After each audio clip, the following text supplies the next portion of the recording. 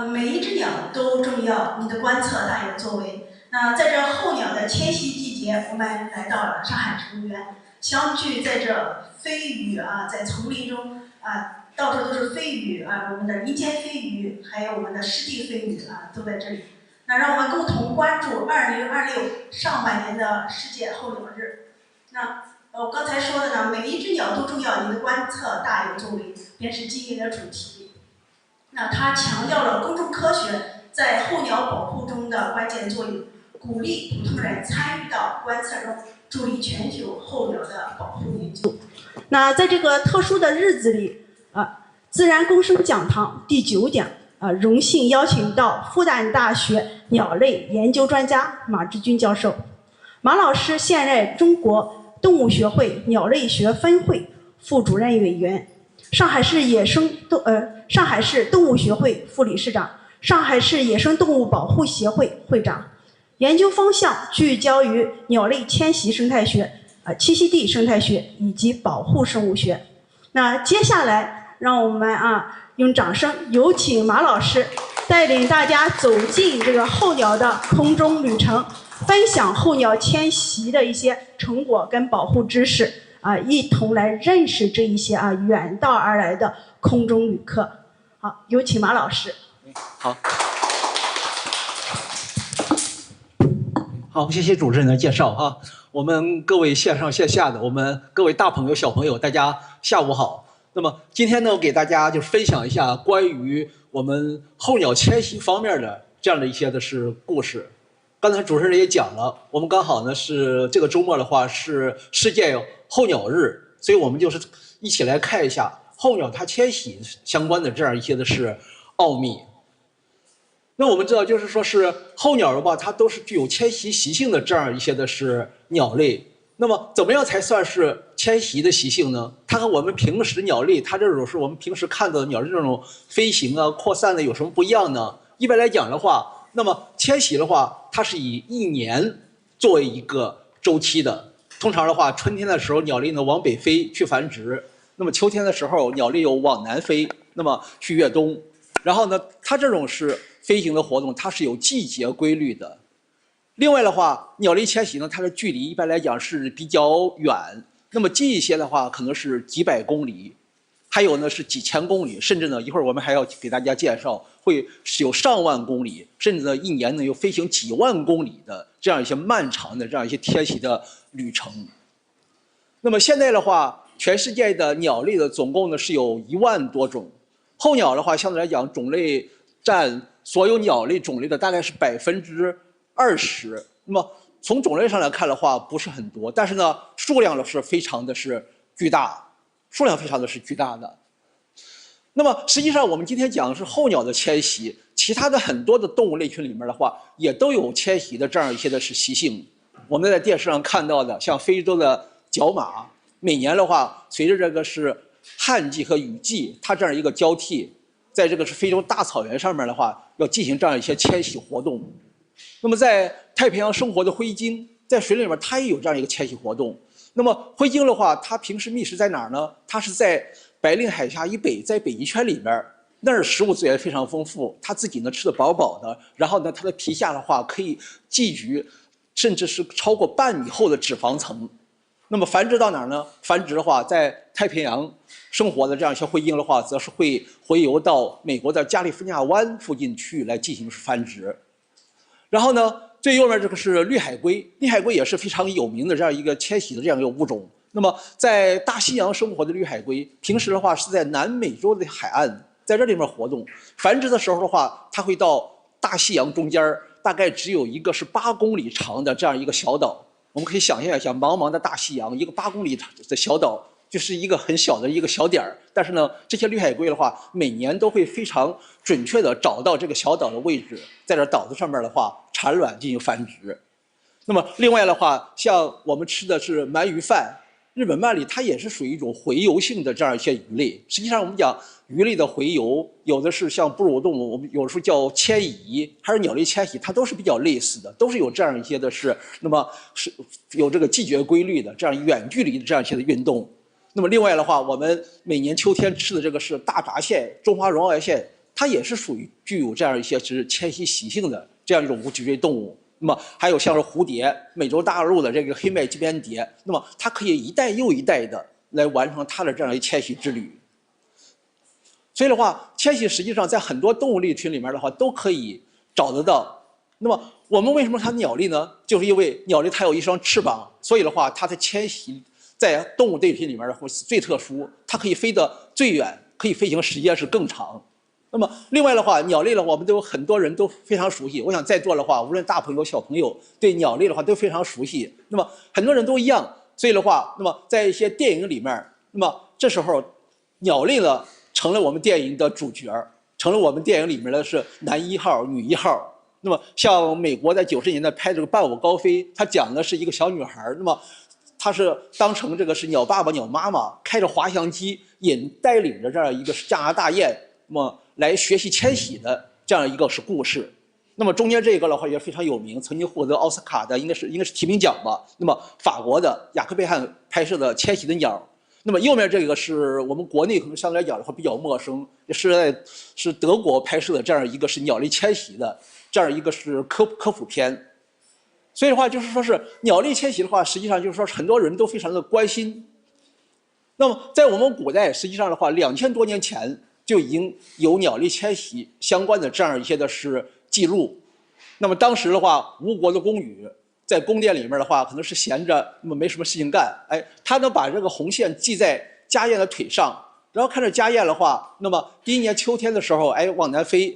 走掉了，哎，第二年春天又回来了。那么实际上这也是我们国家关于鸟类迁徙最早的这样一些的是记录。像据说是吕不韦他写的这个《吕氏春秋》里边也有讲的，就是呢，春天的时候大雁往北飞，秋天的时候呢大雁往南飞。那么这都是我们就是说是古代相关鸟类迁徙的这样一些记录。那么我们都讲，就是现代科学的话是发源于西方，发源于欧洲。欧洲的话，同样也是在几千年前就有了鸟类那么迁徙习性的这样一些的是观察。那么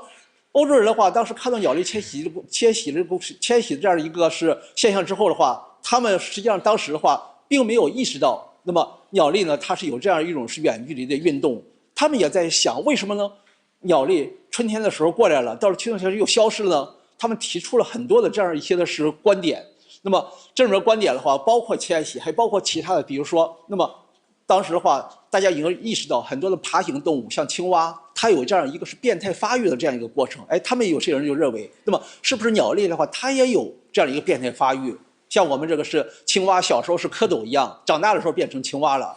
还有人认为呢，鸟类的话会不会像一些哺乳动物，它有这样一个冬眠的习性？像一些是哺乳动物，冬天的话它会有冬眠的这样一个休息的习性。是不是鸟类的话，冬天也会像哺乳动物一样来休息，要睡一觉，第二年春天的话才从这个是冬天从这个冬眠里面醒过来？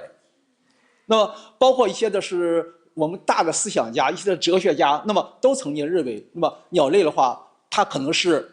有冬眠的现象。比如说像我们讲的是植物学家，这个弗雷菲林奈，包括这个是亚里士多德等等，那么都曾经认为，哎，鸟类它可能有这样冬眠的习性。他们在欧洲的话，到了秋天的时候，那么也是用望远镜观察这些鸟类的迁徙，或者是用肉眼看着鸟类的话，到了秋天往南飞，越过湖泊，越过大海，茫茫的大海越飞越远，哎，慢慢的话跟那个湖水面融为一条线了。哦，他们想，哦，那可能是鸟类飞到这个湖底下面，到湖底下面冬眠去了。那么，既然我们这些大的科学家、大的专家都说鸟类可能会冬眠的话，于是呢，一些艺术家就开始把这些科学家的他的这样一些的是想法，那么变成了一些艺术的作品。比如说的话，像英国的一幅这个是油画里面就画到了当时的英国人在冬天的时候，在这是在底下在这挖什么呢？他们是以为呢是鸟儿可能在底下冬眠，既然冬眠的话，我们挖个坑，不要把地下的鸟可以挖出来吗？右面的话是这个是瑞典的一个版画，那么讲的是瑞典人、北欧人的生活。在冬天的时候的话，他们穿着那个是带刺儿的这样一些的是冰靴，在冰面上，在冰上凿了一个洞，然后把渔网呢给它撒下去，撒下去抓什么呢？不是抓鱼，哎，我们看它打下来的话是一网大雁。虽然说我们现在看起来觉得可能这个是觉得可能是比较可笑，但是这也是当时我们人们的这样一些的是比较那么通俗的这样一些的是想法，特别是一些大的专家，那么提出了这样一些观点的话，就变成了艺术作品里面这样一种呈现。所以的话，对我们很多小朋友的话，也不需要是太崇拜很多的一些专家、一些的权威，我们也要勇于挑战一下我们的专家。那么很可能专家说的话，就是有可能是有错误的，这样一些都是事情。那么，欧洲关于这个是鸟类迁徙什么时候有最早的证据呢？那么这个证据的话，大概是在大概将近200年前。200年前的时候的话，那曾经呢有一只在德国繁殖的一只白鹳，它身上的话带着一只那么非洲土著人使用的这样一个梭标。那么白鹳的话，在德国的话，它是营巢在德国很多的人家里面，在屋子上面做巢营巢繁殖的。然后德国人的话一直想这个问题，总是得不出答案。哎，好像是非洲人并没有跑到我们德国来打猎，为什么这个白鹳身上会带着非洲土著人使用的梭标呢？想了半天，突然间他们恍然大悟，哦，这个白鹳应该是呢到了非洲去的话，被当地的土著人给他射了这样一箭。但是这只白鹳的话，它的运气比较好，它没有死掉，只是受伤了。于是呢，它带着这样一个梭标的话，又返回了德国。所以的话，在德国能够看到，那么白鹳的身上带着非洲土著人使用的这样一个梭标。那么这也是欧洲大陆最早的关于鸟类迁徙的它的一个最确切的这样一个是证据。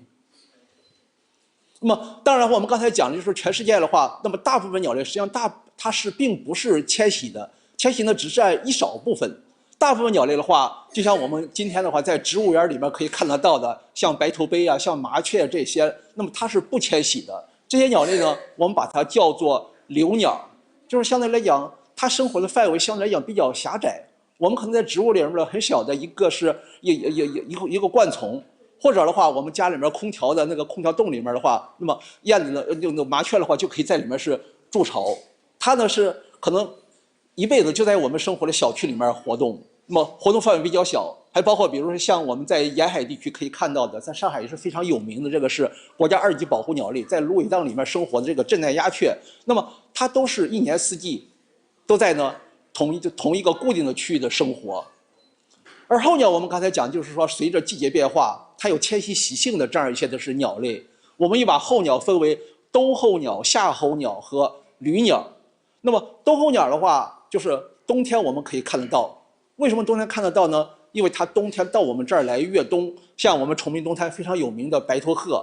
每年10月份到我们上海到崇明滩来这越冬，第2年的话3月份前后又回到北方去繁殖。我们冬天可以看得到白头鹤，所以呢，我们说白头鹤在我们上海的话是冬候鸟。那么我们呢，夏天的话，可以在特别是一些的乡村的一些屋檐下面，可以看到有这个燕子在这儿繁殖。那么夏天可以看到这些鸟的话，我们就把它叫做是夏候鸟。它们呢，只在夏天能够看得到，冬天哪儿去了呢？冬天的话，它就迁徙到我们上海以南，那么更南的区域。可能是到我们中国的南方，也可能到印度、到东南亚，到那儿去越冬了。我们只有夏天能看得到，所以呢，我们把它叫做夏候鸟。还有一类候鸟的话，我们把它叫做旅鸟。那么从名字可以看到，它像一个是旅途中的旅客一样的。那么既不在这儿繁殖，也不在这儿越冬，它呢只是呢在迁徙的途中，在我们这儿停留，在这儿可能休息一下，或者吃点食物，那么来积累能量，为它下一阶段的迁徙呢做准备。我们把它叫做是旅鸟。那么在我们上海的话，实际上旅鸟的种类非常多，最有代表性的就是呢我们沿海地区像崇明东滩生活的那样一些是恒玉类这样一些鸟类。那么它们都是属于是旅鸟，它们繁殖地的话，可能在更靠北的，像俄罗斯的西伯利亚、美国的阿拉斯加、我国东北地区。那么越冬地的话，则是往南一直到东南亚，甚至到南半球的大洋洲，到澳大利亚和新西兰。把上海的话作为他们南来北往的这样一个是中转站，作为迁徙途中的这样一个是加油站。那么我们讲这个冬候鸟啊、夏候鸟、旅鸟，实际上的话跟这个是鸟类它所在的地理位置，跟我们观察者的地理位置有关系的。比如说我们讲白头鹤，在我们上海，在我们崇明东滩越冬，所以我们把它叫做是冬候鸟，因为冬天可以看得到。但是呢，你到了东北地区的话，他们把白头鹤叫做什么呢？叫做夏候鸟。为什么呢？因为在东北地区的话，它是夏天在这儿繁殖，夏天看得到的。所以的话，那么白头鹤在东北地区就变成这个是夏候鸟了。类似的呢，像这个是燕子一样，像这家燕一样，我们夏天呢在上海看得到，我们上海人把燕子呢叫做是夏候鸟，但是的话，在印度、在东南亚的话，他们把燕子叫做冬候鸟，因为他们冬天可以看得到。所以的话，那么这种是我们讲这个是那么冬候鸟、夏候鸟、旅鸟跟它所在的地理位置的话是有关系的。那么候鸟迁徙距离的话，非常的是远。这种长距离迁徙的话，对候鸟来讲的话，也是一个非常大的这样一个是挑战。那比如说的话，迁徙过程中可能要越过沙漠、飞越过海洋，面临着各种恶劣的气候条件、食物资源的不足，包括捕食者的压力。所以的话，很多候鸟它迁徙的时候的话，迁徙过程中它的死亡率呢是非常高的。那么这个是英国人他曾经做过一个统计，他们就发现鸟类的话，它在秋季迁徙期的死亡率比不迁徙的时候的话要高3倍。春季的话大概要高6倍多，那么平均下来的话，大概呢也高4倍以上。所以的话，迁徙呢它是一个充满风险、充满挑战的这样一个是旅程。那么，既然是迁徙非常的充满挑战，非常具有不确定性，死亡率非常高，鸟类为什么要迁徙呢？那么迁徙的话，那肯定它能获得另外一方面的这样一些生存方面的好处。比如说，我们都知道，那么在冬天的时候，在北半球高纬度地区，冬天的时候日照非常的是短，然后呢天气比较的是寒冷。那么到了冬天了，一下大雪，白茫茫一片，食物资源非常缺乏。但是的话，在我们国家北方高纬度地区的话，到了夏天的话，则是呢食物资源非常的是充足。所以的话，作为一个迁徙的候鸟来讲的话，它通过每年这样一个迁徙活动，它能够更有效的利用呢不同的空间上面这样一些的是资源。比如说的话，像哈尔滨地区，那么虽然的话冬天非常的冷，都是在零下10度之下的这样一个环境，但是呢夏天的话20到29度也是非常适合繁殖的。那么当地的话同样具有非常充足的资源。那么一些鸟类的话，它可能待在这个热带地区，在热带地区繁殖的话，它可能和当地的其他物种有这样一个种间的竞争。那么它如果跑到一个北方的话，它可能就是避开了这样一个种间的竞争，可能能够获得一个更好的这样一个是生存条件。那么另外呢，还有一个原因就是呢，那么很多鸟类的话，它是在白天活动的，大部分鸟类。那么我们知道，同样也是夏天和冬天的话，那么白天的日照时间是完全是不一样的。那么在靠近赤道的这样一些地区的话，它无论是冬天和夏天，那么日照的每天白天的时间长度都差不了太多的。比如说像我们讲是我们国家的海口，那么冬天的时候大概呢每天有10个小时的日照，那么夏天的时候的话，大概的话日照时间大概有13个小时。但是的话，到了北方的话，那么夏天的日照时间就会变得更长。那么像我们上海的话，那么在7月1号的时候的话，白天的时间的话，从太阳出来到太阳落下大概有14个小时。而如果到了我们国家哈尔滨的话，那么从日出到日落，夏天7月份的时候的话，有超过15个小时。那么高纬度地区它的日照时间可能是更长。所以的话，那么这个鸟类如果在高纬度地区繁殖的话，它可以有充足的时间来获取食物，那么既填饱它自己的肚子，也给呢它的小鸟、它的后代的话有一个提供充足食物的这样一个是机会。所以的话，那么作为鸟类迁徙，它可以获得一些资源方面的好处，从而呢弥补了在迁徙过程中它的死亡率比较高的这样一个是不足。所以的话，大自然呢通过这样一种是计划，通过一个自然选择，也是那么形成了迁徙的候鸟和不迁徙的留鸟的这样一些的是习性，都是呢适应它自己的这样一些生活习惯。那么我们今天讲这个是追踪候鸟的迁徙。候鸟迁徙的话，距离非常的远，我们用通常的研究手段的话是没法呢进行观察的。那么我们现在的话，最常用的一种呢研究候鸟迁徙的方法呢，就是叫鸟类的环制。那么鸟类环制的话，它最早的话是有一个丹麦的一位，就是我们可以把它叫做鸟类学家，但实际上他是一位中学教师，那么他所发明的。那么鸟类环制的话，它其实非常的简便。那么它这种鸟类环制跟鸟呢，跟我们每个人带这个身份证一样的。我们每个人身份证，我们知道身份证的号码是唯一的，无论你是到北京出差，还是你是到昆明出差，那么你出你的身份证，你身份上这个编号是唯一的，就知道那么你这个身份证是在哪儿，你的户籍是哪地方的。那么类似的这样的话，那么我们呢，如果在鸟的身上，在它的鸟的腿上呀，或者在其他部位，给它呢带上这样一个有字母和数字组合的这样一个鸟环儿，然后我们在这地方给这鸟套上鸟环儿，然后做一个记录。那么当这个鸟飞到其他的地方，再被研究人员或者被我们很多观鸟者、志愿者抓到了之后的话，那么根据鸟环上面的信息，我们就可以把鸟类的迁徙的它这个路线给它大致的画出来了。那么环制地点的话，我们假设是 A， 然后的话，如果我们在另外一个地点 B 点，那么抓到了这个鸟，那么从鸟环上的信息就知道这个鸟的话，它是从 A 飞到了 B。所以的话，那么鸟类环制的实际上是手段的话是非常的简单，但是非常的有效。通过鸟类环制，我们可以把很多的鸟类的它的迁徙路线的话，给它是大致的描绘出来。那么后来大家有发现，就是因为鸟类这个鸟环的话是套在鸟这个腿上，或者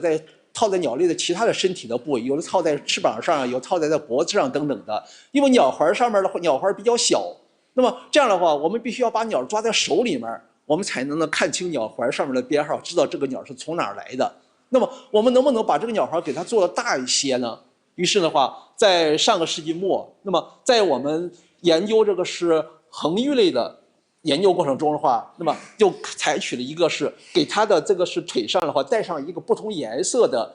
这样一个是颜色不同组合的编码，这样我们叫做足旗的这样的这一种方法。然后呢，我们把这个鸟类迁徙路线的话，每一个区域都给它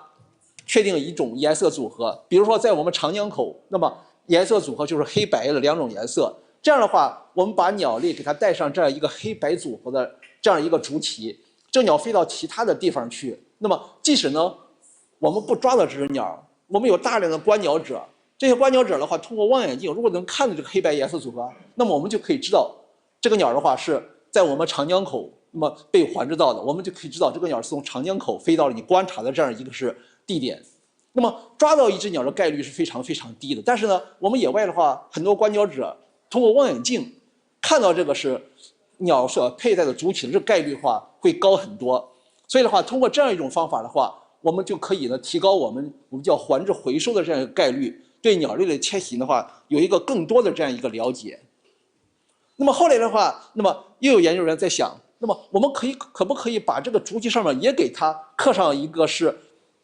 编码呢？无论是字母还是数字。那么我们很多观鸟者在野外的话，用望远镜，如果能够读清楚了鸟类身上佩戴的这样一些编码或者数字的话，这样的话，我们不仅仅可以知道这个鸟从哪个地方来，而且呢，那么如果我们这个编号它是一个是唯一的，像我们身份证一样，像那个鸟环编号一样，这样的话，我们就可以识别鸟类的个体，知道它是哪一只鸟了。所以的话，现在的话，那么包括我们崇明公园，包括全国的，包括全世界很多地区的，特别像这种是社禽的环制，那么不仅给它带上一个是金属的鸟环，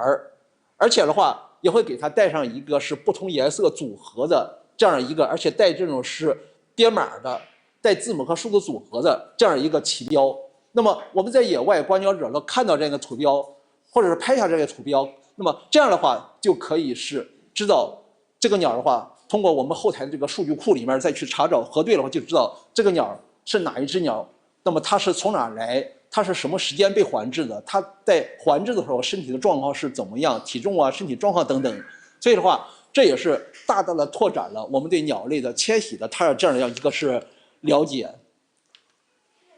那比如说这是哪？这是崇明东滩。崇明东滩的话，我们在是4月份。那么上个月的话，我们可能有的朋友也看过这样一个消息了啊，他们就发现就是有一只黑脸琵鹭的，它的身上的话，那么右面是带了一个金属环，它的腿上；左面的话带了一个是像带了3个环，3个环的话，我们可能这个屏幕上看不太清楚，它是一个是绿、蓝、绿3个这颜色的三个彩环的。那么后来他们就在后台数据库查了一下，这个黑脸琵鹭是来自哪儿呢？这个黑脸琵鹭的话，它是在台湾高雄被环制的。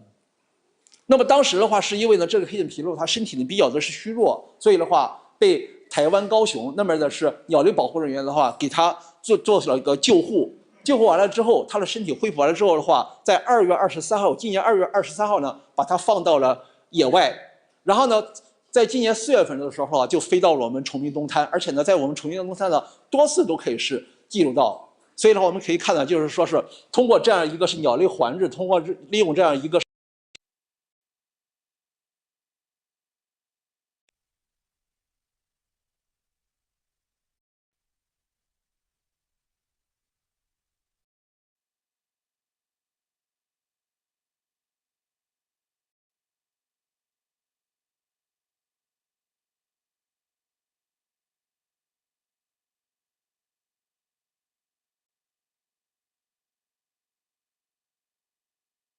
的话，它是那么繁殖地在哪些地方，越冬地是在哪些地方，我们就可以把崇明冬滩的话，鸟类的大概的迁徙的这样一些是路线，迁徙的这样一些是圈飞的区域的话，给它是画起来了。比如说是像崇明冬滩，那么很多鸟类的话，它的越冬地都是在我们东南亚、在澳大利亚、在新西兰，还有在印度去越冬的。所以的话，这样的话，我们就建立了鸟类迁徙的这样一个是网络。那么刚才我们主持人也介绍，我们今年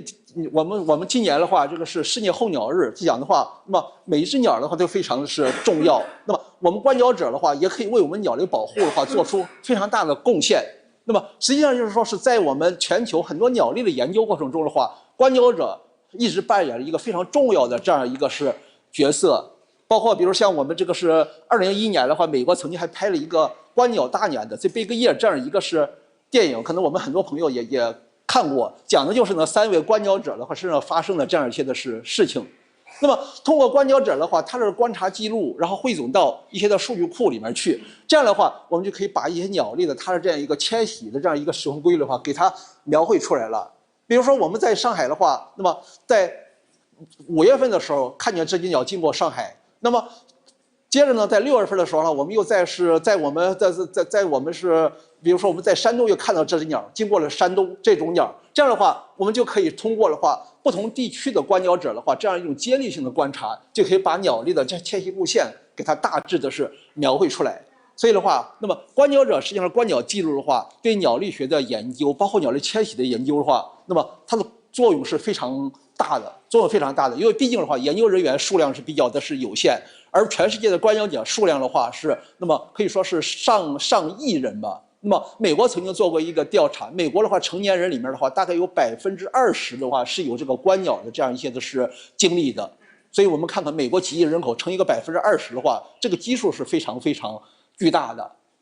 所以观鸟者的话，实际上为我们鸟类研究、为我们鸟类保护，那么做的贡献也是非常大的。那么现在我们知道，就是说整个科学技术发展的非常快，所以的话，一些呢是高科技的手段也用于鸟类迁徙的研究中去了。在鸟类这个迁徙追踪中的话，一个非常重要的技术呢，就是这个是人造卫星技术。人造卫星技术，那么实际上这个是人造卫星技术的话，我们现在是用的技术非常广，包括我们每个人使用的手机的话，那么我们知道都可以有这个是，那么这种是漫游的这样一些的是设置，都有一些可以就是说是定位的这样一些设置。我们拿着手机，那么可以进行是定位。那么类似的原理的话，我们可以做一个比较小的这样一个是追踪器，把这个追踪器的话给它带在鸟的身上。带在鸟的身上的话，通过天上的卫星，无论是我们的 GPS 啊，还是我们这个是北斗，给它定位完了之后的话，把定位信息的话发送到这个地面的基站，把这个地面基站的话，把这信息的话发送给我们研究人员，而这样我们研究人员的话就可以不需要那么长途跋涉，那么跟随着鸟类迁徙的步伐，可能一年要跑几千公里、上万公里，我们呢只要坐在办公室里面，可能喝着茶、喝着咖啡，然后呢就可以的话收到了鸟类身上带着这个设备传回了这样一些的是定位的信息。那么这样的话，就是我们关于鸟类迁徙的研究的这样一些的是难度的话，大大的是降低了，大大的降低了。那么最早的话，这个卫星追踪设备的话，它的体积呢还是比较大的。它的体积还是比较大的，我们可以想一下，这是大概是90，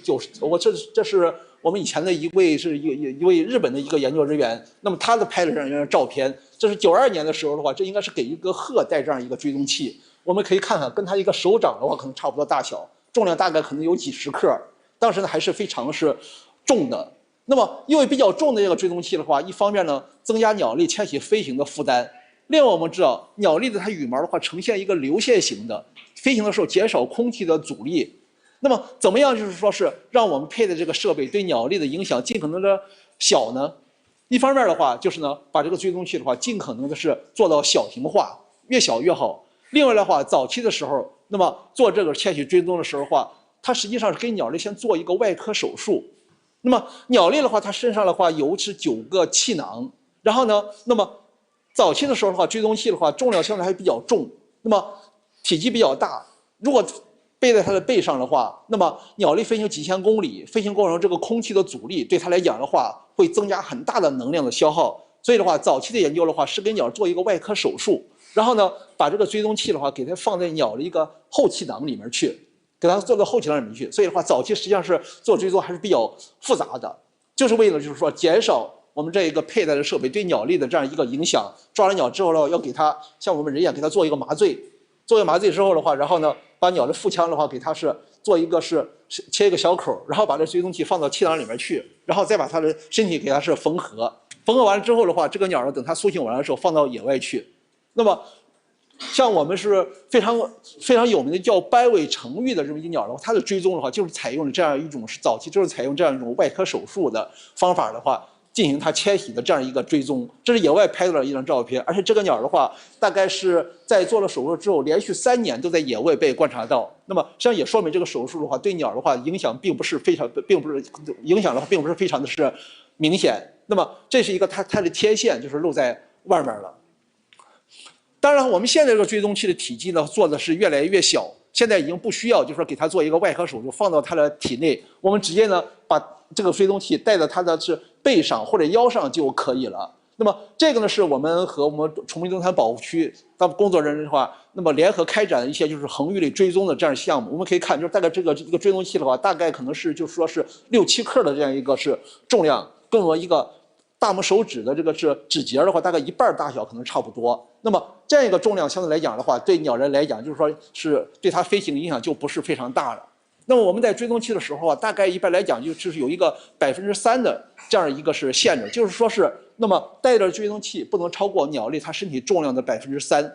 超过3%的话，我们就可能认为它可能会有影响。那么如果是不到3%了，我们可以想一下，如果我们是100斤的一个人的话，我们带一个大概是3斤的这样一个是物体，那么我们如果是平时的活动的话，应该来说并没有太大的这样一些的是影响。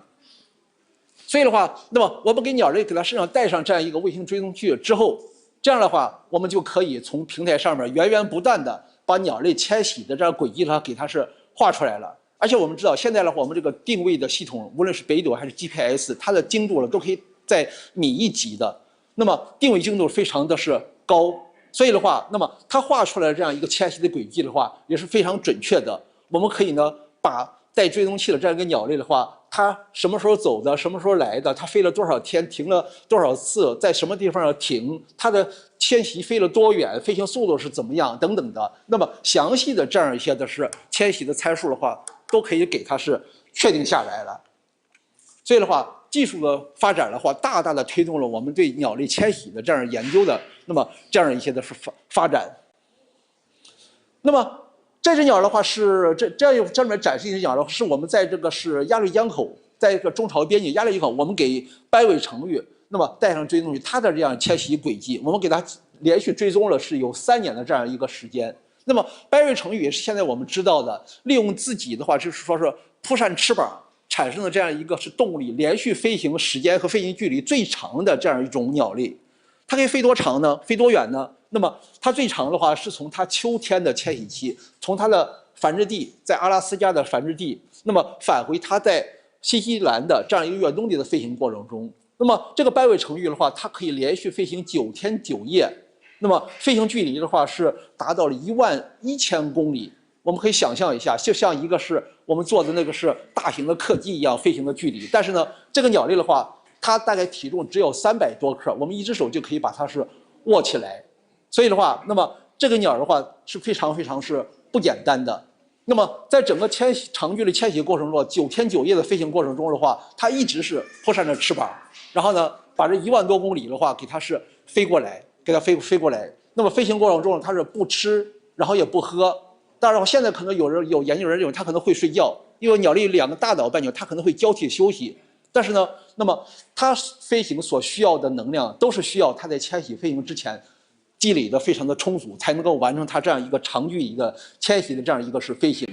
另外的话，拜卫成羽从它的这个越冬地新西兰在返回繁殖地的途中的话，那么它是要在我们那么黄渤海区域的话要停的。那么它从新西兰可以连续飞行8天8夜，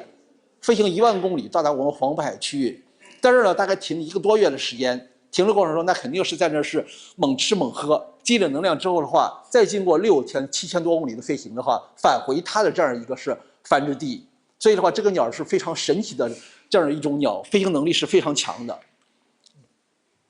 那么一年中的飞行距离最远的鸟的话，现在我们知道是一种叫做北极燕鸥的这样一种是鸟类。那么燕鸥我们知道它身体呢非常的是修长，那么它的飞行能力也是非常强的。那么它这一年能飞多远呢？根据我们这个追踪记录的话，它一年飞行的距离的话，可以达到9万公里，可以达到9万公里。但是的话，燕鸥9万公里的飞行的话，它跟我们刚才讲的拜卫成羽，那么飞起来可能稍微有一点作弊。为什么呢？燕鸥的话，它的飞行的身体非常的灵巧，所以的话，它可以利用这个上升的热气流在空中翱翔或者滑翔，这样的话就可以呢节省这样一些能量的这样一些的是消耗。那么追踪的这个燕鸥的话，也有追踪燕鸥的话，那么它是在大西洋北部，在冰岛附近，在这儿繁殖。那么越冬的话，它是会到南极洲附近、南大洋附近越冬。那么一年中活动的距离的话，那么通过追踪算下来的话，可以达到是9万公里。而9万公里的话，如果按照我们这个燕鸥的寿命大概是20到30年这一个寿命的话，那么它一生中的话迁徙飞行的距离的话，相当于从地球到月球往返3个来回飞行的距离。所以的话，很多鸟类迁徙，它是迁徙活动的话，那么都是非常神奇，超出我们的想象的。那么鸟类迁徙的过程中，它会飞行的高度是多高呢？那么实际上是飞行高度的话，大部分鸟类它飞行高度并不是很高的。这是我们在崇明东滩追踪的，是上面是一个是中韶鹬，它的飞行的高度。那么这样一张图，下面的话是黑翅长角鹬，另外一种迁徙的候鸟的话，它的飞行高度的这样一个图。我们也可以看，就是说，如果它不迁徙的话，左面这个图的话是左面这两个是它在崇明东滩当地活动不迁徙的时候它飞行高度。那么大部分的飞行高度都是在100米之下，更多的是在50米之下的。所以的话，它平时的话在当地活动不迁徙的话，飞行高度的话相对来讲比较低。但是的话，当它迁徙的时候呢，我们可以看，那么飞行高度就明显的升高了。那么最高的时候的话，可以达到大概5000米左右的这样一个是高度。那么大部分的迁徙飞行高度的话，当然是在1000米以下，70%的话飞行高度是在1000米之下的。所以的话，鸟类迁徙的话，它比我们平时的飞行高度的话要高很多。但是呢，就是说总体来看的话，一般也是在就是1000米以下的高空飞行。那么有一种鸟类的话，它可以迁徙的时候可以飞行的非常高。那么这种鸟类的话是斑头雁，它可以飞多高呢？它可以从它的这个是繁殖地，从蒙古到它的越冬地，到它印度，它飞行的话可以穿过我们这个是青藏高原，飞过我们这个喜马拉雅山。那么所以的话，它是从喜马拉雅山是上面是跨越过去的，并不是说是绕着青藏高原绕一圈的。所以的话，那么喜马拉雅山有多高，它就需要飞得比喜马拉雅山更高。最高的飞行高度是多高呢？最高的飞行高度的话，可以超过是7000米。所以我们看它就是飞行的话，是高度图的话，那么比如说在印度的话，在平原的话，大概飞行高度也都是在大概几百米、1000米之下。然后呢，它要翻越这个喜马拉雅山的时候的话，飞行高度马上就是爬起来了。但是我们一想，就是说，因为它这个地平面的话，这个海拔高度本来就已经是5000多米了，所以它必须呢要飞行的要超过这个5000米才能够是翻过我们这个是青藏高原。所以的话，那么它的飞行高度可以要超过7000米。那么尽管它可以飞行的很高，但实际上的话，如果我们仔细的看，就是说它在穿过这个是青藏高原、飞越喜马拉雅，它的飞行轨迹的话，实际上我们也可以看到，就是说是那么上面这张图的话，红色的区域是表示说海拔高度是5000米之上的，中间这个图的话是海拔高度超过5500米的，下面这张图的话是海拔高度超过是6000米的。其实我们看到就是说是那么从追踪了它的飞行轨迹来看的话，实际上它很少说是就是说是在这个跟红色区有明显的重叠，大部分的话是什么呢？还是在这个是一些山谷里面穿过去的。因为的话，我们知道飞得高的话，对它来讲也是个非常大的这样一个挑战。它尽管它可以飞过这个是青藏高原，跨过这个喜马拉雅山，实际上它还是尽量选择一些那么海拔高度比较低的地方呢，给它是穿越过去。因为的话飞得太高，那么它面临着非常严酷的环境压力。比如说的话，到了海拔8000米以上的高空的话，温度大概是有零下50度。那然后的话，空气非常稀薄。鸟类的话，在空中飞的话，它要有空气的浮力，把它给它是浮起来。空气比较稀薄的话，意味着呢，它需要自己铺正翅膀的话，自己消耗的动力更大，才能够是浮在空中。还有一个呢，鸟类飞行的话，那么它需要氧气，需要氧气的话来分解，它是携带的营养、携带的能量，产生能量。那么氧气的话，在这种是高空中也是比较少的。所以的话，实际上高空飞行的话，对鸟类来讲是一个非常大的这样一个是挑战。但是斑头雁的话，它宁愿接受这样一个挑战，也不愿意就是绕路飞行。实际上这也是一个自然选择的这样一个结果。那么对它来讲呢，通过计划的话，它适应了这样一种是那么翻越喜马拉雅山的这样一个迁徙路线。认为的话，因为绕路对它来讲的话，可能要多飞几千公里的距离，那么它可能是另外的一种压力了。那么前些年的话，就是欧洲的研究人员发现的话，另外一种鸟类，它的飞行高度也是飞行的很高。那么它这是飞得很高，则是因为是另外一种原因。这个鸟的话叫做斑腹沙锥。那么它的繁殖地的话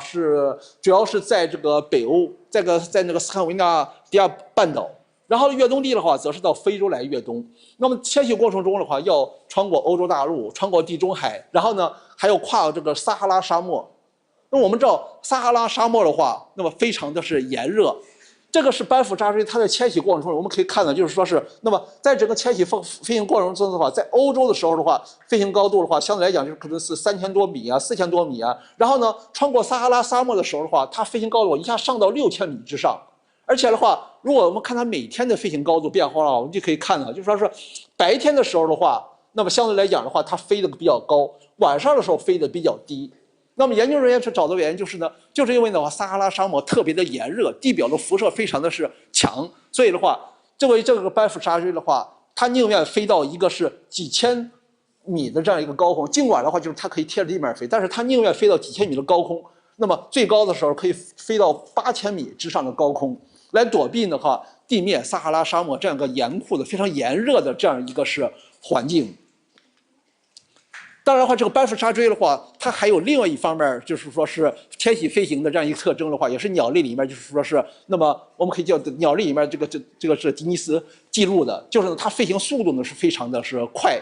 那么飞行速度多快呢？它可以以大概我们在这个是高速公路上开这个汽车大概90公里每小时的速度，大概呢可以连续飞行是3天左右的这样一个是时间，飞行的话5000多公里。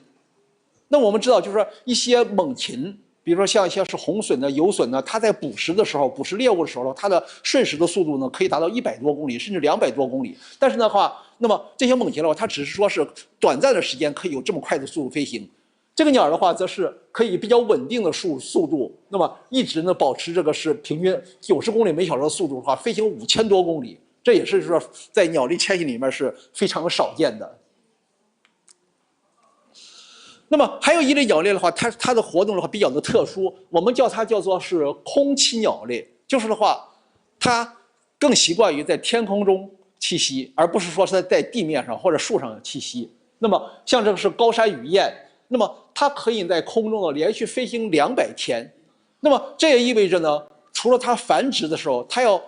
孵卵了，它要下蛋了，要孵卵的时候的话，它会呢找一个海岛。那么找一个岩壁，那么来筑巢、来下蛋、来孵小鸟。然后的话，平时呢，它都是在天空中飞行的。那么我们看它的翅膀非常的是修长，所以的话，对这个高山雨燕来讲的话，它在天空中飞行，就像我们躺在床上一样的是舒服。利用这个是空气的这样一个是气流，把它自己的话拖在这个空中。那么，所以这也是非常神奇的这样一种是鸟类，非常神奇的这样一种是鸟类。那么它是宁愿在天空飞。那么落到地下对它来讲呢，可能是一个是那么比较有挑战的这样一种生活。那么高山雨燕的话，它也是在空中捕食的，嘴巴比较开阔，跟我们这个家燕的话形态比较类似，嘴巴比较开阔，所以它在空中捕食昆虫。不是昆虫，所以的话就是说是平时它都是在空中活动的。那么我们前面讲的就是我们通过鸟类环制啊，通过这样一些卫星追踪啊，我们可以把很多的鸟类的它的这个是迁徙路线呢给它是描绘出来。描绘完了之后的话，我们就可以把不同的鸟类它的迁徙的活动的话，给它归成迁徙路线了，给它归成是几大类，给它归成几大类。那么根据我们现在这研究的话，我们可以把全球的恒鱼类它的迁徙路线的话，划分为9条迁徙路线。那么我们看，就是在这个是欧洲和非洲，在我们这个亚太地区，在美洲的话，都有这样一些鸟类迁徙的路线。那么跟我们上海最相关的话，就是一条叫做东亚澳大利西亚的这样一条候鸟迁徙路线。那么这条迁徙路线的话，最北的话一直到俄罗斯，到这个是美国阿拉斯加；最南的话一直到澳大利亚，到新西兰。我们上海崇明东滩，我们上海长江口的话，刚好位于这个迁徙路线的话，南来北往的这样一个中间的这样一个位置。那么这也意味着呢，我们上海的话，对很多迁徙的鸟类来讲的话，它是起到一个是加油站的这样一个是作用。包括我们上海以北的黄渤海地区，有非常广袤的这样一些探储湿地。那么很多的这样一些迁徙的鸟类，特别是很多迁徙的恒鱼类，在南往北往的迁徙过程中的话，它要在我们这个是长江口，在我们这个是黄渤海区域的话，在这儿加油，在这儿积累能量，用于它下一阶段的迁徙活动。那么在这摄取大量食物的话，从它刚刚到来，比如说像我们刚才介绍斑尾成鱼，它刚到我们这个黄渤海区域，到我们崇明东滩的话，体型非常瘦，因为经过了几千公里的飞行，饿的，那么能量消耗非常大。到了之后的话，那么摄取了大量能量，身体的话就变成一个圆滚滚的，像一个球状一样的。那么意味着呢，它积累了很多的能量。我们曾经是说是研究过一个叫大碧玉的这样一种鸟类，它在澳大利亚西北部越冬。经过我们上海，经过我们黄渤海区，然后到这个是俄罗斯的西伯利亚繁殖。它在我们这个黄渤海区，在鸭绿江停留大概是1个半月的时间。在1个半月时间，它要积累多少能量呢？我们从它体重上看的话，那么3月下旬它的体重大概是120克。那么到了是5月20号，那么它走的时候的话，它的体重可以超过240克。那么意味着呢，在我们这个黄渤海区停的这个大概是1个多月，将近2个月时间，它的体重是翻了一番的。那么对于我们人肯定是没法想象，我们可以想象我们一个人的话，2个月时间体重增加1倍，或者是讲的话，如果是我们体重增加的非常多的话，我们可能会带来各种各样的3高的疾病，高血压、高血脂、高血糖。但是的话，对于这鸟类来讲的话，那么它这种把自己吃的胖胖的，体重的话增加1倍，很多鸟类都可以把它体重给它翻一番。实际上呢，这也是为了它进行这种长距离连续的飞行的话，提供一个能量上的这样一个保障。所以我们刚才讲斑尾成鱼的话，9天9夜飞行1万多公里。那么1万多公里，它的能量来自哪儿呢？就是来自于的话，那么它可以把它的体重可以增加1倍。所以的话，它的身体里面的话，相当于是充满了，就像飞机的话加满了油一样，保证它能够进行的话上万公里这样一些长距离的是飞行。那么我们可以直观的看一下，就是说鸟类的话，它这种体型的变化，从我们左上角这一个看起来非常苗条的、看起来非常苗条的这么一只鸟，那么到了下面这个的话，大腹翩翩的这么一只鸟，我们可以想象它这个腹部啊、胸部啊等等厚厚的脂肪层，里面充满了这样一些是那么脂肪，那么这样用于它这种长距离迁徙的能量的这样一个是保障。所以的话，那么作为鸟类来讲的话，我们长江口、我们上海、我们崇明东滩的话，作为鸟类一个南来北往的这样一个加油站，那么必须得鸟类加满了油，它才能够完成它这么长距离的是迁徙的活动。那么一旦这加油站出现问题的话，那么鸟类它迁徙飞行呢，可能就会终止。所以我们讲就是说，对于很多的就是说迁徙的候鸟来讲的话，它的保护呢更具有挑战性。为什么呢？对于很多的留鸟来讲的话，假设呢它有3个区域。3个区域的话，每一个留鸟它都是不迁徙的，都是一个独立的这样一个种群。所以的话，某一个地方的话，如果你这个给它栖息地破坏掉了，环境恶化的话，它只是对当地的种群有影响。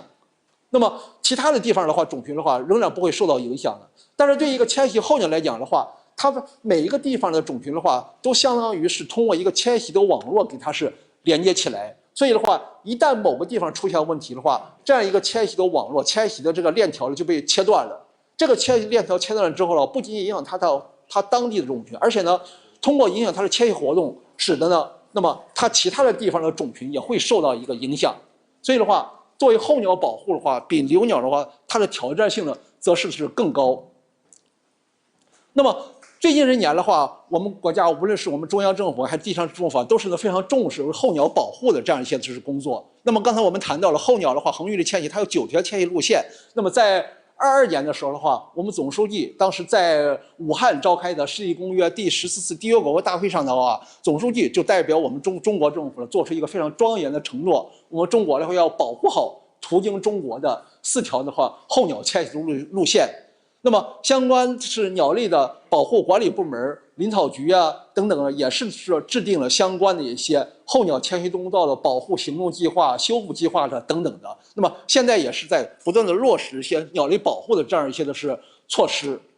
那么像我们崇明东滩的话，在24年的时候，那么也是加入了这个是世界自然遗产，这个世界自然的名字就叫做中国黄渤海候鸟栖息地，这是一个是世界自然遗产。那么这个世界自然遗产呢，包括我们上海崇明东滩，还包括在我们黄渤海区域的话，一共是7处地点。那么它的这个世界自然遗产的话，保护的就是呢南来北往迁徙候鸟的话，它的这样一些的是栖息地。所以的话，就是我们在座的大朋友小朋友的话，那么到了节假日也可以到我们崇明东滩去看一下是候鸟。那么我们在座还有一些志愿者，也欢迎大家就是说可以到我们崇明东滩参加一些鸟类调查，也包括鸟类环治的这样一些就是活动，可以是说亲手去接触这样一些迁徙的这样一些非常神奇的这样一些的是鸟类。那好的，我介绍内容的话就前面这些。那么如果最后总结的话，那么候鸟的迁徙活动的话，不单单我们是广大的很多的我们是公众的话，非常的是引人入胜的这样一个自然景观。而且的话，从我们这个生态学，从我们维持地球生态系统稳定来讲的话，因为候鸟的迁徙活动，它是把全球的不同区域给它联系到一起了。所以的话，候鸟的迁徙的话，得影响到地球它的物质循环。通过的话，那么鸟类在当地跟其他鸟类通过这个捕食啊，通过竞争啊，通过这样一些其他的这样一些跟当地的生物相互作用的话，实际上相对来讲的话，它把整个地球生态系统给它联系到了一体，还包括比如说一些生物体的传播、种子的传播呀等等的，当然也包括一些病原体的传播等等的。所以的话，就是说是候鸟迁徙了，把我们整个地球、把我们整个世界的联系到了一起。那么保护候鸟的话，也是呢是对我们维持地球生态平衡也是起到一个非常重要的这样一个是作用。那好，我今天分享的就到这儿，好，谢谢大家。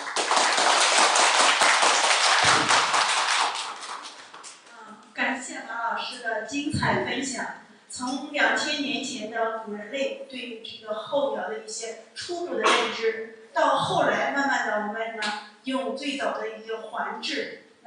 到多色的环治，到最后的这个 GPS 的一些卫星追踪器来研究这些候鸟的迁徙。那最后呢，也通过一些很精彩的案例，比如这个9天9夜飞行不吃不喝的八米成玉啊，这些精彩的案例给大家分享了这些候鸟的故事。那下面呢，就进入这个问答的环节。那在座的朋友们，如果有问题想请教马老师的话，可以举手。好，这边傅老师。好，谢谢马老师精彩的那个报告。刚刚报告里面呢，基本上都是马老师给我们汇报的，就是一些鸟类迁徙的时候的一些信号的一些跟踪啊、记录啊。我的问题就是想问一下您或者您的团队是不是关心过这个鸟9天9夜没下来，飞越了1万多公里的时候，它所遇到的一些自然的一些状况，比如说无法避免的一块的雨区，它怎么过去？那么是不是像人类一样飞机一样的，或者是有那种雷达它避开，或者穿过云等等？这个因为小雨可能影响不大，大雨的话对这个鸟类的飞行应该还是有很大的影响。好，谢谢。谢谢傅老师的问题啊，这是非常重要的一个问题，其实也是对我刚才报告做了一个非常好的这样一个补充。确实是鸟类迁徙飞行过程中的话，就是一个雨，另外还有一个重要因素就是风风和雨的话，这两个因素对鸟类迁徙活动影响都是非常大的。实际上的话，刚才我们看到9天9夜斑尾成玉它的这个飞行的话，为什么它是从阿拉斯加一下就飞到新西兰？那么一个重要原因就是呢，秋天的时候的话，那么它这个飞行途中大部分都是顺风，所以的话它是借着风力的可以飞行下来的。那么如果遇到风雨怎么办呢？那么我们崇明冬胎的话，有一个是很典型的这样一个是现象，就是呢。崇明冬胎的话，每年我们可能也看到很多，就是一些新闻报道。崇明冬胎的话，那么有非常神奇的冬胎鸟哨，通过鸟哨的话来抓鸟。有是一些以前的是那种非法捕猎者，后来的话是通过我们是宣传教育保护区，那么给提高了他们这个保护意识。那么他用他们捕鸟的这样一些技术的话，来为我们鸟类环治、鸟类研究来提供这样一些就是抓鸟为我们研究的话，那么提供这样一个是帮助。那么他们在抓鸟过程中的话，那么我们就发现有一个很有意思的现象，就是呢，如果是在跟鸟类迁徙的飞行是顺风的这样一个天气，比如说春天鸟类从南往北飞，如果是刮南风，他们抓鸟的话基本上是抓的很少，甚至抓不到鸟。但是呢，春天的时候鸟类从南往北飞，如果是刮北风逆风的天气的时候的话，他们经常是会抓到很多鸟的。那么说明什么呢？逆风的时候的话，鸟可能不走了，停下来休息一段时间，等着的话，刮顺风的时候的话，然后再走。另外的话，就同样也是像您刚才问的问题，如果是下雨天的话，鸟的话就是说是比较多，鸟不走了。如果是天晴的，加上一个顺风天气，基本上的话鸟就走到了。所以的话，就是说您刚才问的就是非常重要，就是鸟类迁徙过程中的话，它也是会根据这个是天气的变化来调整它的这样一个迁徙的是决策，选择一个是天气晴好、顺风、便于迁徙、飞行起来比较省力的这样一个环境的话进行飞行。好，谢谢傅老师。那老师这样，就是这个问题，我们就是我看它有一条线路是从阿拉斯加，然后跨太平洋中间。对，因为中间我们也知道，它几乎是没有岛，除了中途岛啊，下面有几个沙洲，一直到那个新西兰都是没有地方歇脚的。对啊，当然大洋中间也可能天气系统也没有这么复杂，对吧？它可能如果它这个是这个倒是可能没有这么多观测记录了，是吧？我看另外一条线路，它从沿着澳洲到我们这里，然后再回阿拉斯加，这个倒是一路上都是有岛屿和大陆的，这个还倒可能是不是这样，可能就是比较符合老师刚刚您说的那种，它可能天气不好，今天我就不飞了，对吧？是的，对，是的，对。实际上就是说是有时候我们追踪的话也可以看到一些鸟儿，迁徙飞行时候好好的，像我们前年的时候的话，当时在海南遇到这个台风天气。刚好这个鸟的话，飞行过程中的话，那么要经过台风区，结果发现它就是返回了。飞行要往南飞的话，遇到台风天它返回了，返回到海南岛就停了一段时间。台风过去之后它再飞，也有这样一种现象，就是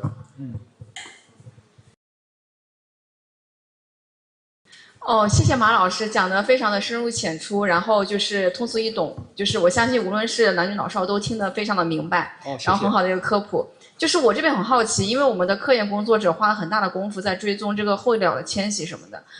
我想问一下，就是有没有发现过他们迁徙中遇到什么样的困难，以及我们的科研工作者是怎么去解决这个困难的？可以举1-2个例子吗？谢谢。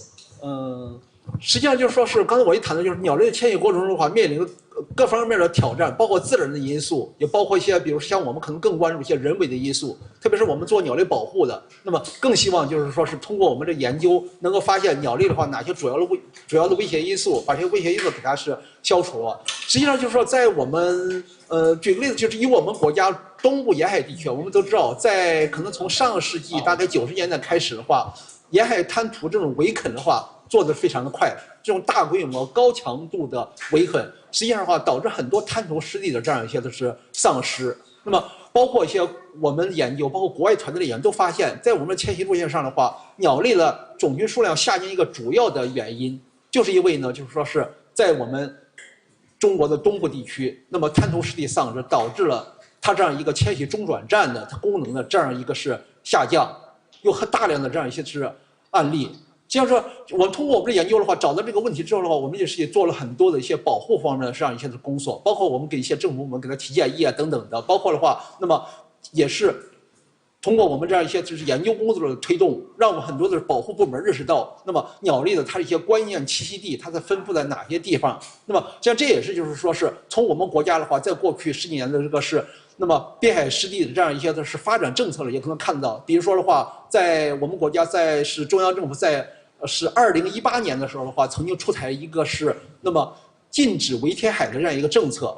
以前的话就是说是可能在上世纪末本世纪初啊，那么围填海都属于一个鼓励的，地方政府都是希望通过这个围填海增加这个土地，因为土地的话它是地方社会经济发展的一个重要的这样一个是资本。但是的话18年的时候的话，中央政府的话就出台了这样一个禁令，那么所有的沿海地区滩涂围垦的话，除非是国家的重大工程，那么都不许做了。另外一个就是我刚才介绍到了，比如像我们这个是黄茅崖区，包括我们崇明东滩加入这个世界自然遗产。实际上这也是就是说是那么把这些地方的话提高到一个是世界级的保护的这样一个是高度，那么意味着就是说是我们这个崇明东滩的话，以后这个保护的话力度的话还会更强。但同时的话，也会呢是作为世界自然遗产的话，也是会通过我们候鸟保护的话，它产生的这样一些的是，我们就知道每种生它都有多种这样的生态服务，把候鸟的资源保护好了，也是给它是利用好，让我们更多人的话能够享受候鸟保护所带来的这样一个是福利。好，谢谢。老师还有个问题，就是最近看到一些公益的一些广告嘛，就讲到一些野生的鸟类的栖息地啊，以及猎人的一些捕杀还是非常严重的。我看到公益广告里面经常是讲到鸟类的栖息地被捕杀，所以我想问问上海是不是对于这种野生鸟类的保护有一些比较好的方法或者举措？谢谢。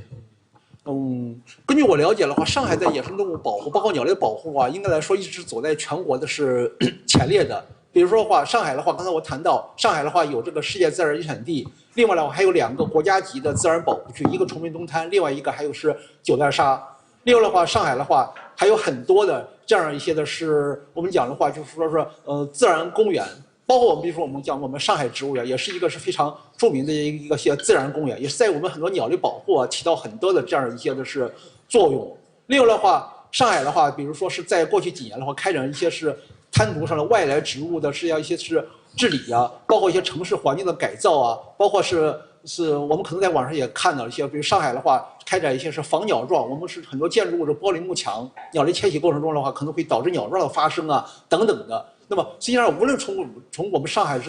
个地方政府还是从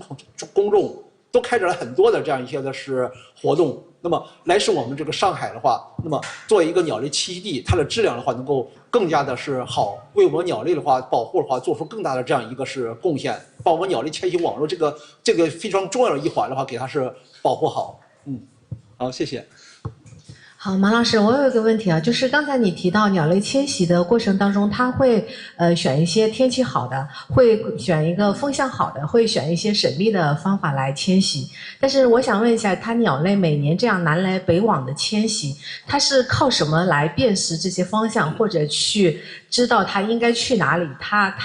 有没有导航之类的这样来指引它的方向？好，谢谢。好这也很有意思的问题啊，就是不同鸟类的话，它可能就是说是这种导航定向，可能是它的这个是我们从内部讲，它可能最重要的机理可能不太一样。当然的话，现在我们讲鸟类的迁徙飞行的话，它这种是导航的话，应找到，就它鸟类的它脑子里面的话，它有一个叫做是磁蛋白，通过这个磁蛋白的话，它能够感受到地球的磁场，所以的话，它能够知道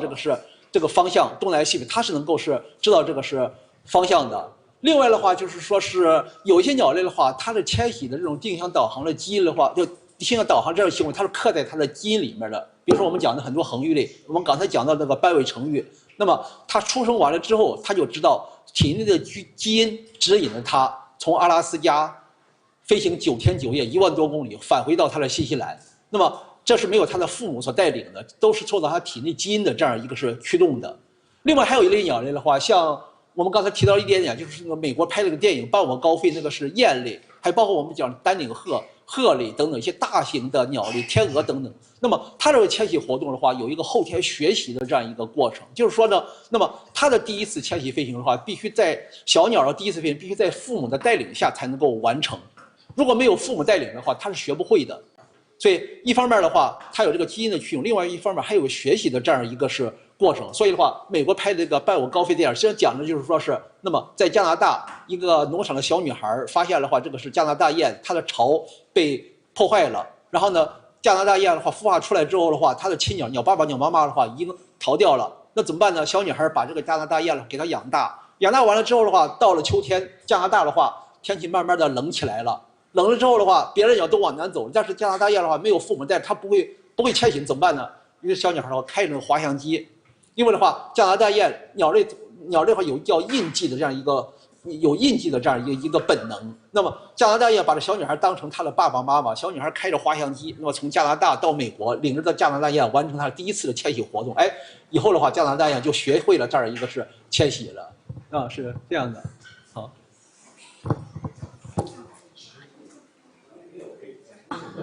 好，还有我们小朋友啊。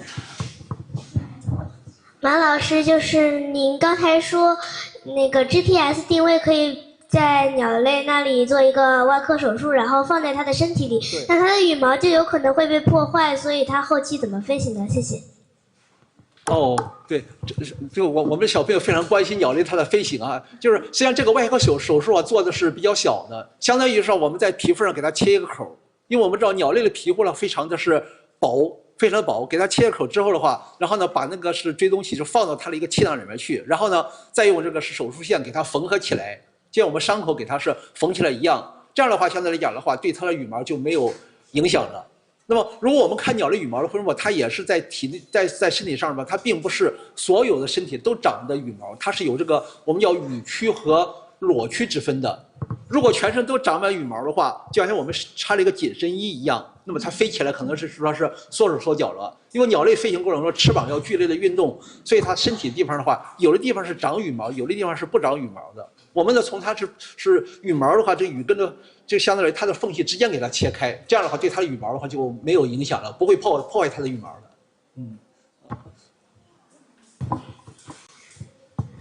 就是老师，我想问一下，之前您说到那个会把一些银环什么的套在鸟类的腿上，那这样如果是套一只还是套两只？套一只的话，会不会导致它飞行的不太平稳？哦，这很好问题啊，小朋友考虑的非常非常周到哈。我们戴这个鸟环的话，都是戴在一只脚身上的，就是因为的话，一只脚套上鸟环的话就已经足够了。而且这个鸟环的话，它都是用一些比较轻质的材料来制作的，所以它重量是非常轻的。这样的话就是说是，比如像其实我们脚上拴了一个红绳，或者有一个带了一个橡皮筋一样的，那么不会对鸟类带来影响，不会影响它的平衡的，因为它重量非常的是轻。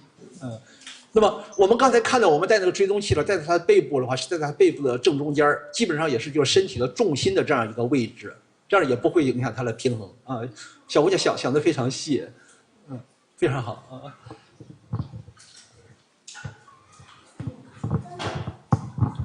哎，马老师你好，我想问一下，就是鸟类迁移的话，和它们的那个群体的那个关系是什么样的？就是，鸟类迁徙的话，必须是它们以整个群体整体迁徙，还是说可以以比如说家庭为单位，可能是3只，也可能是若干只，也甚至可能是2只或者1只，甚至在迁徙过程中，如果有一只落单了，然后找不到他们的团队了，然后接下来它该怎么办呢？哦，这也很有意思的问题啊，就是说，不同鸟类的话，它的集群是不一样的。有些鸟类的话，它可能单独迁徙，比如说猛禽的话，它迁徙的话，就是相对来讲的话，集群的话也不会集群太大的这样一些规模。那么有时候经常会在一些是隘口或者一些关键的一些迁徙通道上，我们可以看到大群的猛禽经过，但是集群相对来讲比较少，因为猛禽的迁徙过程中的话，它要那么不停的觅食，摄取食物来补充能量。还有一些鸟类的话，它迁徙，比如像我们看到大雁啊等等啊，它会排成一字形啊、人字形啊，那它可能是说是那么有10几只或者几十只来一起迁徙，通过排成这样一种固定的队形的话，可以节省迁徙过程中的话飞行所消耗的这样一些的是能量。那么另外还有一些是家族迁徙的话，一般来讲就主要介于那些就是说是像大型的鸟类，鹤呀、鹳呀、鹑。刚才我们讲就是说是小鸟第一年必须要跟着那种大鸟一起飞。这时候的话，它们一般来讲就是以家族的形式来进行是迁徙。所以不同鸟类它可能是不太一样的。通常来讲的话，它会集这种是小群。那么有些鸟类，比如像一些雀形目鸟类，它迁徙的时候可能会集大群。比如像有一些是椋鸟，像欧洲的话，它有时候有一些比较好的摄影作品，它拍那个椋鸟云，它可能一大群鸟的话，那么迁徙的时候经过非常壮观的这样一些的是景象。那么这种集大群迁徙呢，可能也跟它这种是躲避天敌是有关系的。小型鸟类的话，迁徙过程中它可能要防范天敌的捕食，所以的话，它集这样一个大群，可以有这样一个是稀释效应，就是把每个个体受到天敌攻击的概率给它降低到了一个是最低的。所以一般来讲，就是大型鸟类的话，那么集群的话，集群数量也不会太大。小型鸟类可能会集这种大群来进行迁徙的。最后一个问题。马老师您好，您刚才提到的是美国好多人喜欢观鸟，我看就是1886年美国的一个作家，他写了一篇短篇小说，名字就叫《白鹭》。然后里面说到白鹭很稀有，但是我们诗歌里面有2个黄鹂鸣翠柳，一行白鹭上青天，感觉在我们中国也比较普遍。就是白鹭它是不是分很多种，有的比较稀有，有的比较常见？谢谢。对，是的，对，这可能观鸟者对这个问题比较关心，就是说我们通常讲的白鹭的话，就是即使在我们国家的话，大概也有可能是4到5种吧，可能是吧，有体型比较小的，我们可能在我们植物园里面很水体里可以见到的，夏天的时候有个小辫子，然后是腿是黑色，脚趾头是黄色的，那个是小白鹭，那种是最常见的。另外的话，比这个是体型最小这个白鹭大一点的话，还有中白鹭，还有的话是对。对我们小朋友说的好，还有大白鹭，那么脖子非常长，经常是扭成一个结的。另外，你说到还有一种是比较稀少的，叫做黄嘴白鹭。对，黄嘴白鹭。那么黄嘴白鹭的话，它主要在海岛上面繁殖，在我们可能是内陆里面的话，比较少见。就是说白鹭的话，确实是分成好多种，有的话像刚才我们讲黄嘴白鹭的话，数量比较少，而且黄嘴白鹭的话也是我们国家重点保护鸟类。好，谢谢。好，感谢各位这有趣的问题，更感谢我们马老师耐心的解答。再次应掌声，感谢我们的这个马老师给大家做的精彩的分享。谢谢大家。